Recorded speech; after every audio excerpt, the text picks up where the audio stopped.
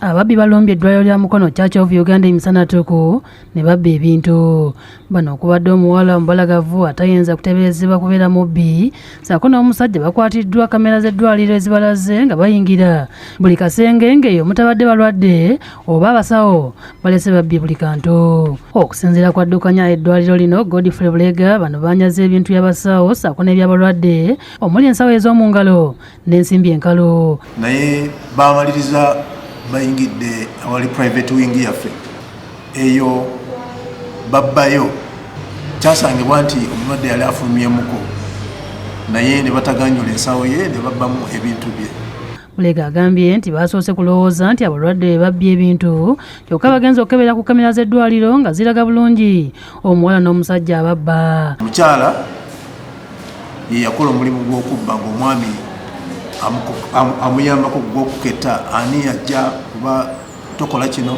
Abasawo ababbiddwako ebintu byabwe kuliko Sarah Rachel Nsubuga nga yakulira private ward ne Patience Nalwadde akolayo, nga bano bagamba nti ababbi bano balinga abagenza okufuna obujjanjabi nga naye buli batuuka nga basangayo omuntu nga beebuzaabuza.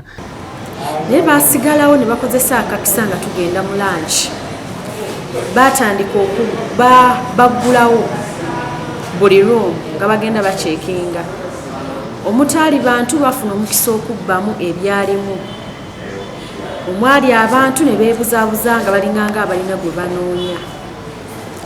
Nsubuga agambye nti ensawo yatwaliddwa mwabaddemu emwogerako okuli endagamuntu, kaadi za banka, ensimbi enkalu eziri emitwalo 5 n'okusoba ssaako ne kalondo omulala. Naye nze bwe nagenda okkizuulira nga ngenda kunnyuka, ngenda okukebera ng'ensawo yange etwalibbwa, mwalimu emitwalo 57 gyabbibwa, national ID n'etwalibwa, mwalimu checkbook n'ebirala omukyala bye yandisitudde ebibeera mu nsawo byonna byatwalibwa. Ategeeza nti ababbi bano wadde bagenze ku poliisi ne bawaayo ebifaananyi byabwe tebannabaawo kuyambibwa kwonna okulaba nga bazuulibwa. Nagenda ku poliisi ne ndipootinga era naggulawo omusango.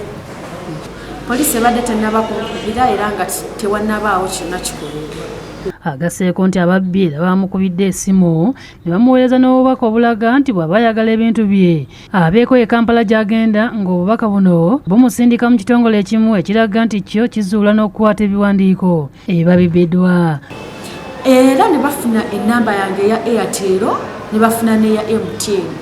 Ndowooza bakozesa documents ezimu ezaali mu nsawo okusobola okunkubira. Tebaakoma ku ekyo ne baweereza ne WhatsApp messages zonna nzirina era ennamba nayo nagiwaayo ku poliisi. Ye Nalwadde agamba nti akasawo kakakabbiddwa mwabaddemu ensimbi emitwalo 2 n'ebintu ebirala.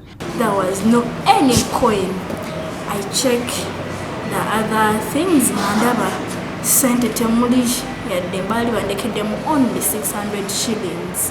Bakuba sente meka in total? 200,000. Bulega asabye bonna abamanyi abantu bano mu bifaananyi by'olaba agende ku poliisi oba ku ddwaliro Mukono abategeeze ebibakwatako. Alabye ku bantu abo yali badde addukira ku poliisi mangu nnyo, sinakindi naffe okujja okututegeezaako. Henry Nsubuga yakusakidde eggulu eno ku lwa Bukedde TV.